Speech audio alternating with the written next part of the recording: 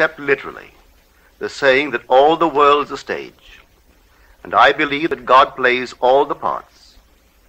The purpose of the play, to transform man, the created, into God, the creator. God loved man, his created, and became man in faith that this act of self-commission would transform man, the created, into God, the creator. The play begins with the crucifixion of God on man as man, and ends with the resurrection of man as God. God becomes as we are, that we may be as he is. God becomes man, that man may become first a living being, and secondly, a life-giving spirit. I live, yet not I, but God lives in me, and the life I now live in the flesh, I live by the faith of God, who loved me and gave himself for me. God took upon himself the form of man, and became obedient unto death, even death on the cross of man, and is crucified on Golgotha, the skull of man. God himself enters death's door, the human skull, and lays down in the grave of man to make man a living being. God's mercy turned death into sleep.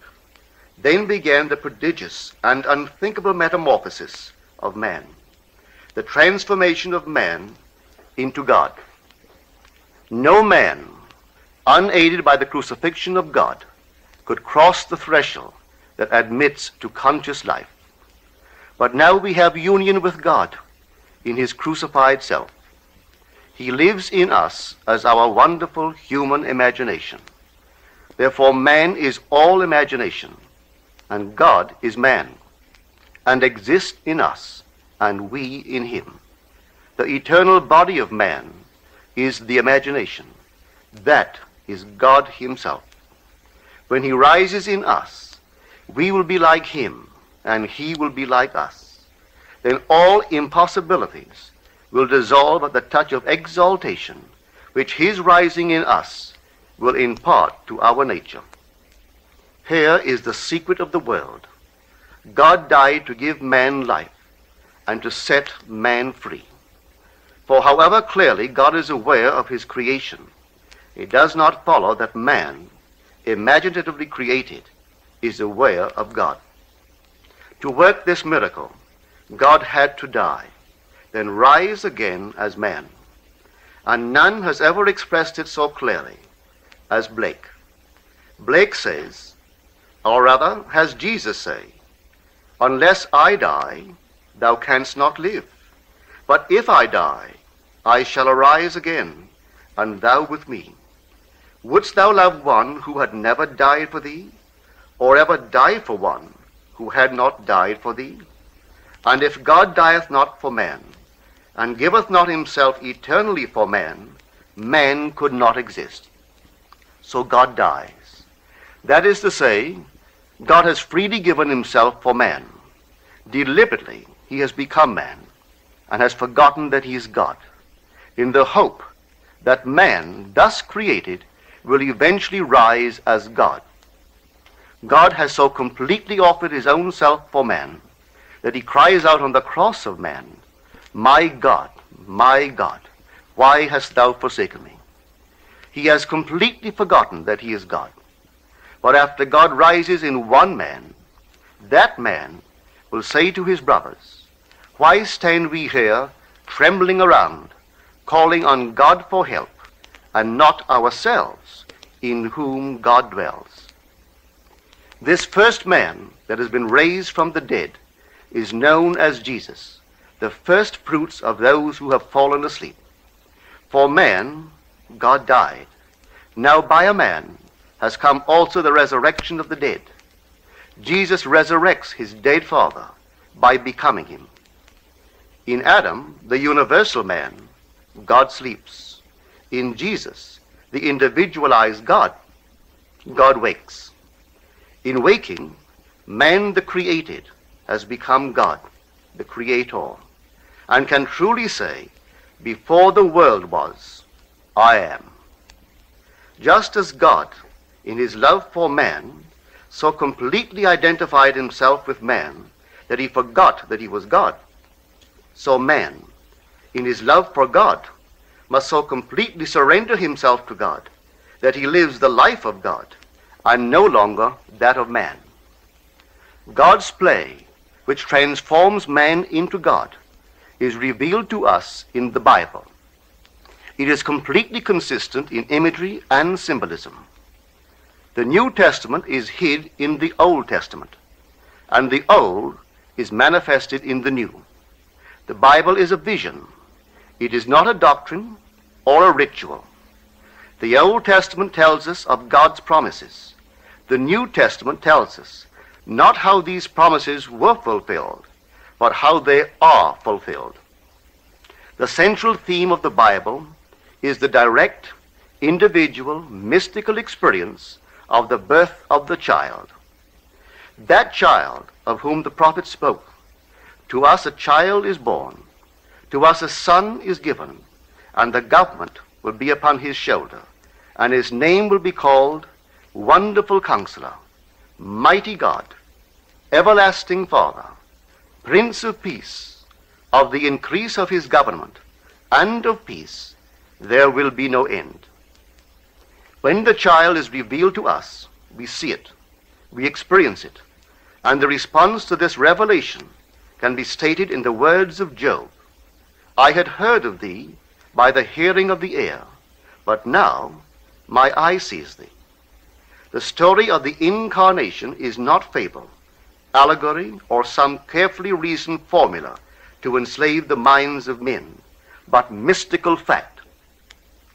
It is a personal mystical experience of the birth of oneself out of one's own skull, symbolized in that of a child, wrapped in swaddling clothes and lying on the floor. There is a distinction between hearing of this birth of a child from one's own skull, a birth which no scientist or historian could ever possibly explain, and actually experiencing the birth, holding in your own hands and seeing with your own eyes this miraculous child, a child born from above, out of your own skull, a birth contrary to all the laws of nature. The event, as it is recorded in the Gospels, actually takes place in man. But of that day or that hour when the time will come for the individual to be delivered, no one knows but the Father.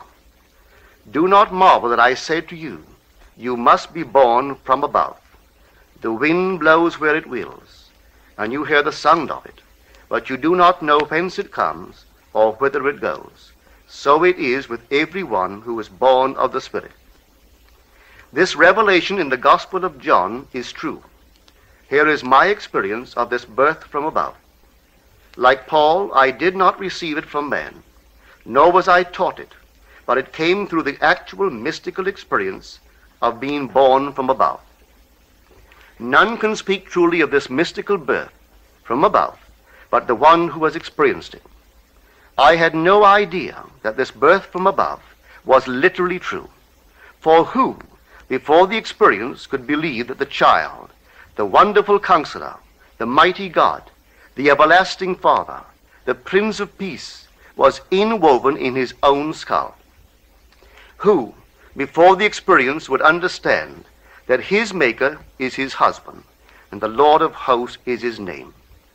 Who would believe that the Creator went in unto his own creation, man, and knew it to be himself, and that this entrance into the skull of man, this union of God and man, resulted in the birth of a son out of the skull of man, which birth gave to that man eternal life and union with his Creator forever? If I now tell what I experienced that night, I do so not to impose my ideas on others, but that I may give hope to those who, like Nicodemus, wonder how can a man be born when he is old? How can he enter a second time into his mother's womb and be born? How can this be? Well, this is how it happened to me.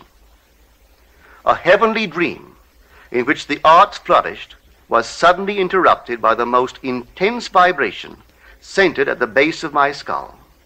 Then a drama as real as those I experience when I am fully awake began to unfold. I felt myself within my skull, trying to force my way out through its base. Something gave way, and I felt myself move, head downward, through the base of my skull. I squeezed myself out inch by inch. When I was almost out, I held what I took to be the foot of the bed and pulled the remaining portion of me out of my skull.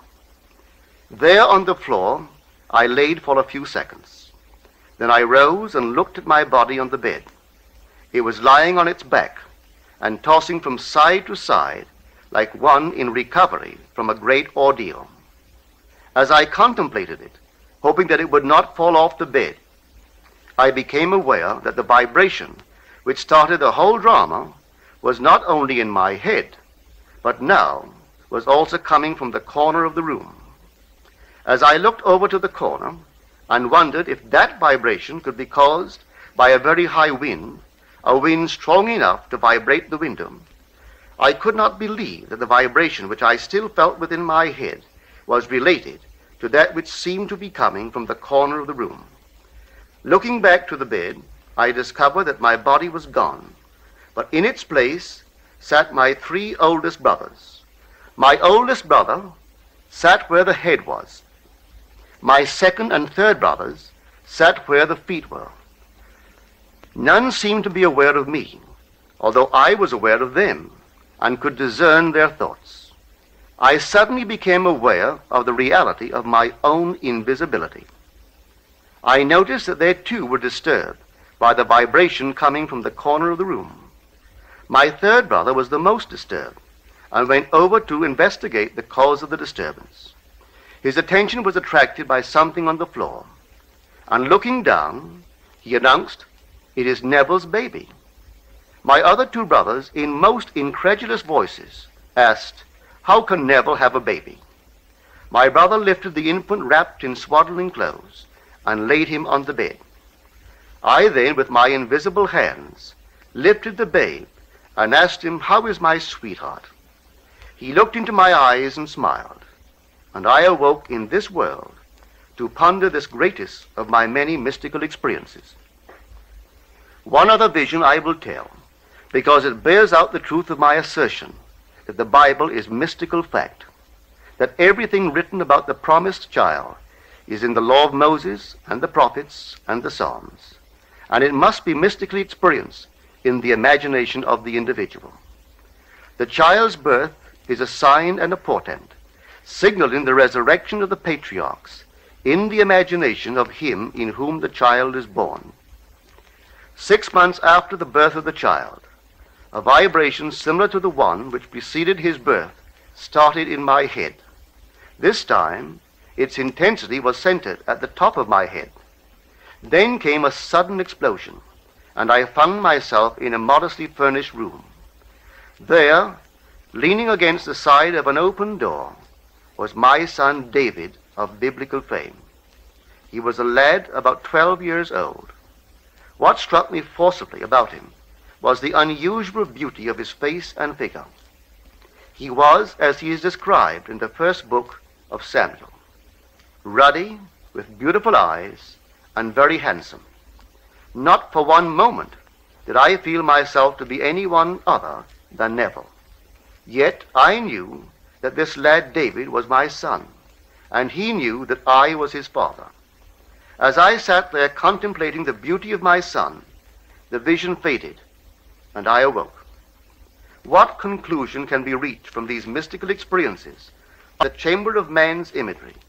In man's imagination are engraven every patriarch and character in the Old Testament, and that after the birth of the child, out of the skull of man, signifying that man's rebirth from above, there will begin the resurrection of the patriarchs.